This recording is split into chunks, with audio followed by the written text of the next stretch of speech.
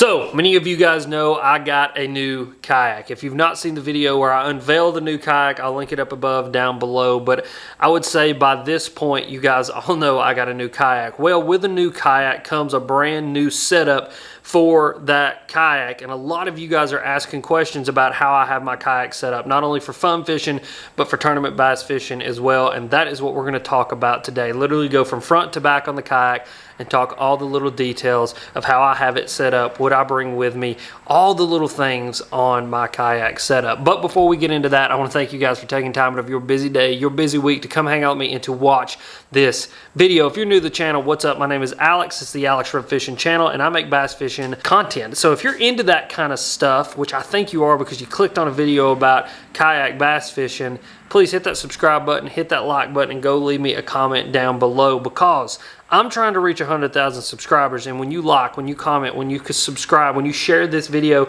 with people, it lets YouTube know that you like this video and other people just like you might like this video. So with your guys' help in liking, subscribing, sharing the video, doing all those things, it's gonna eventually get me to 100,000 subscribers. So if you go do those things for me, I would really, really appreciate it. But without further ado, let's get into the topic which you clicked on this video for, and that is my kayak setup. So, as many of you guys know, I got a new kayak not too long ago, and the kayak that I picked up was a Hobie PA14 360 drive. I have had this kayak now for probably going on 3.5, almost 4 months. Fished 6 tournaments in it, have put miles and miles on it, both floating rivers, just fun fishing, going out there and just really testing the limits of this kayak. And I've got it set up now where I want it and where I feel really comfortable to be able to go out and effectively fish, not only in just fun fishing situations, but in tournament fishing situations as well. So let's start up here at the front. Here's my net. We'll get into that here in a minute because I do get a bunch of questions about this thing. But the front, right here in this big hatch, I keep a few things when I am actually going back and forth to the lake, loading this thing up, whatever it is. So when we open up this hatch, you guys are going to see, number one, I've got my measuring board in here. So I'm using a 26-inch Catch board from the good people over at Catch. It's the polycarbonate board, not the aluminum one. Use the polycarbonate one simply for the fact that it's a lot lighter, and I like it a lot more. So yeah, I've also got the little Catch tournament tag holder thing on there. But when I'm actually fishing in tournaments, these rods are not there, and I run my board on the right side of my seat, so it's really easily accessible, which I'll show you guys here in a minute. Also in there, I keep my full rain suit. I got my jacket and my bibs just in case I ever need it. You know, just like here in a minute, it sounds like it's going to start storming. You never know when you're out on the water oftentimes, especially this time of year when it's going to start raining or whatever. So I keep my full rain suit in there, and then I also keep an emergency bottle of water because you never know again when you're going to need a drink of water. So I always just keep a bottle of water in there. Another thing that I do, in which I have them sitting back here just to show you guys where I keep them during the tournaments, I will throw my bags of plastics in there too while I am actually moving from place to place, just so I know I've got everything in here that I need. And sometimes I'll just run my bags in there when I don't need them. And as you guys can see here, using the Monster Bass bags to keep my plastics in. This is actually like my day bag, and so I just keep a bunch of stuff in this one day bag. I keep Ned rigs, creatures, jig trailers, chatterbait trailers. I just kind of take a little bit of everything that I need and I keep it in here along with my dye pins and all that stuff. And this not only applies to my kayak, but also to my boat as well. I'll actually throw this in my boat, and then when I need it, just take it right out, drop it in the old kayak, and we're rocking and rolling and ready to go, which is really, really cool. So if you're not checked out Monster Bass, go check them out. I'll have a link down below. Code's BEARD to save you 25% off, and you guys can get a really cool bag just like that for free when you purchase a subscription. But that is the first part of the kayak, is kind of this front part, what I keep in here. And I keep it in there just so I know where everything is at. Keeps that closed down. This is a water resistant box up here, so even if it is pouring the rain on the way to the lake the night before when I've got my kayak loaded up, or if I'm having to stay somewhere and my kayak's out in the weather, I don't got to worry about my stuff getting wet in there. And just, that's one of the coolest parts of this kayak. The storage on this thing is absolutely insane. All right, so moving back, let's go ahead and talk about my net. So this is my net. This is a ProMar Pro Float net. And I bought this secondhand from my buddy, Mr. Eric Romans. And you guys probably see him, TM Bassin. Used to be a kayak dude, but actually sold his kayaks and got into bass boat fishing specifically. But this is a Promar Pro Float, and this is the long-handled version, as you guys can see. And it is a floating net. Absolutely love this thing. Really deep. It's got the rubberized netting, so you don't really have to worry about hooks too much. I've fished quite a few treble hook baits in that thing and never had much trouble. But love this net. It has done me really well. The end finally ended up breaking off of it. I'm not really sure what happened, so I duct taped it on there. But now technically this net doesn't float because the end is actually broke off and can fill up with water. But I really believe if I threw this thing in the water right now that it would float anyway, because there's no water inside of it, and I think it would take a lot to get water inside of that duct tape, so I think it's all good. But I love this net. I've ran it for a long time. Maybe getting something different soon, not only for the boat but for the kayak as well. We're just going to have to kind of see, but for right now, running the Promar Pro Float. Now as we move back into the actual cockpit of the kayak, this is where a lot of you guys have had a lot of questions about how I actually run my rods, run everything, how I've got it set up. So when I'm transporting my kayak, I actually do run my rods in the rod tubes. I also run my rods in the rod tubes if I am fishing on a river or doing a river float, so that I don't have to worry about my rods being stuck up behind my kayak if I were to get under an overhang or get around something hanging over. Because when you got the current pushing you, sometimes you get kind of, I wouldn't say out of control, but there's times at which that kayak is going to go places you don't intend for it to go exactly, and things can get broke. So I love running my rods down in the tubes anytime that I'm fishing around overhanging cover or where I think the rods might get broke. But transporting from place to place, I stick the rods down into the tubes, and I got the little rod holders back here on the back. Throw that bungee up on there, and I can promise you those things are not going anywhere. I've run 75 down the interstate before and not had those rod tubes lose a rod and or any of those rods budge at all. So I do run the rods in there when I'm transporting the kayak from place to place. Now going back over here, this is the only accessory that I actually have on my rail. But before we get into that accessory, you'll notice I have no electronics. So a lot of people ask a lot of questions about, Alex, why in the world do you not have electronics? Well, I don't run electronics on my kayak. I might one day eventually run electronics on my kayak, but for right now, I honestly don't want the hassle of dealing with it. I don't want to worry about hooking up the battery. I don't want to worry about wiring it. Really, the price point on most of these units for what I would want isn't, I mean, it's just stupid. I'm not going to buy it. It's not something for me that I want to spend $2,000, $3,000, $4,000 on to get a unit for this kayak. I do have two HDS 9s on my boat over there, which I may be switching out very soon. So I may take one of those and put it on here because I've already obviously got it over there. But I would still have to buy a transducer and all that. And just, for me, I love the simplicity of kayak fishing because it gets me away from all that stuff. And if I want all that stuff, I'll just get in my boat. But I know for a lot of people, they don't have a boat. They've only got a kayak. So if you've got a kayak and you want to run electronics on it, then do it, because this is your main fishing vessel.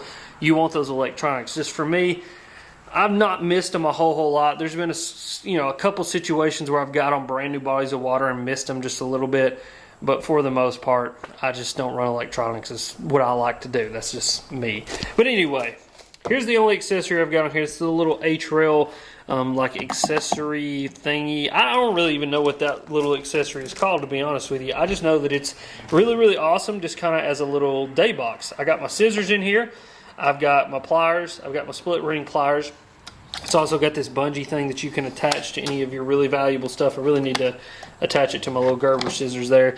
But then I also throw any used plastics in here. I'll throw my wacky rig tool in here. I'll throw bags of plastics in here. It's just big enough that it can fit something like that.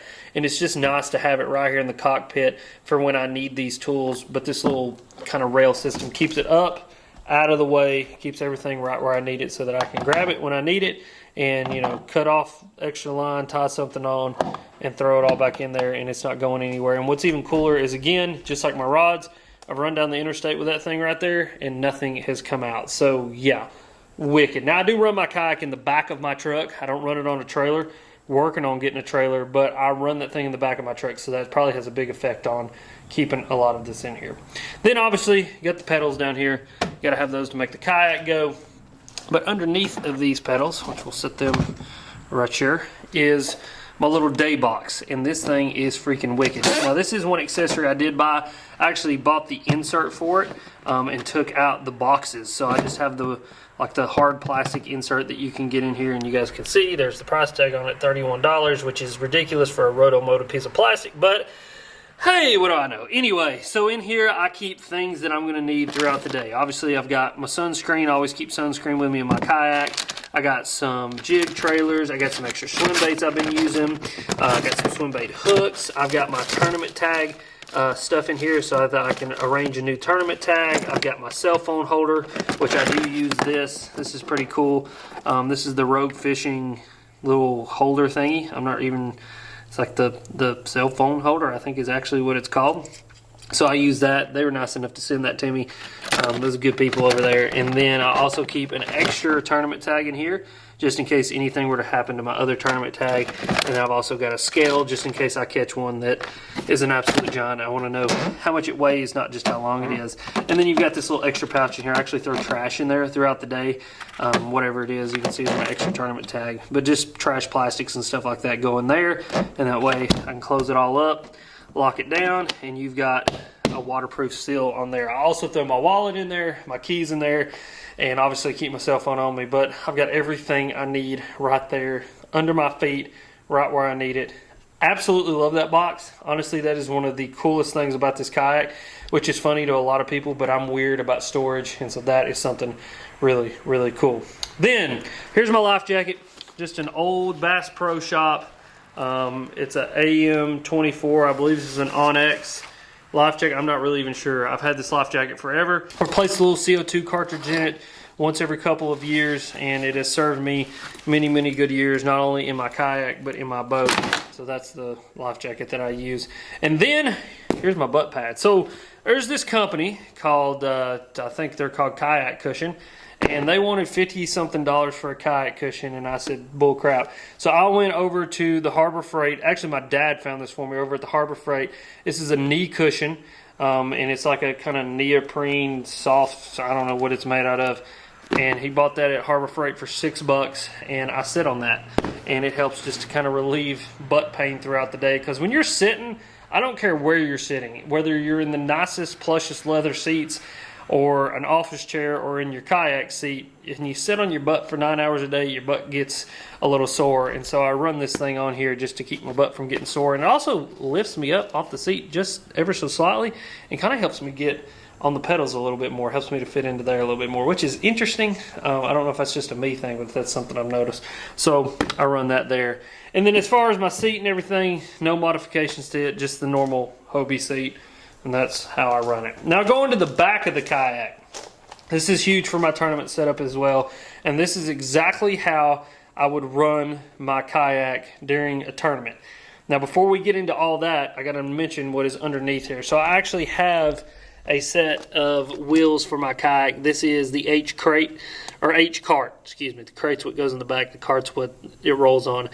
And I have to say, that right there is an absolute lifesaver, because one thing about this kayak that is absolutely true is that it is heavy, like ridiculously heavy. It's crazy how heavy this kayak is.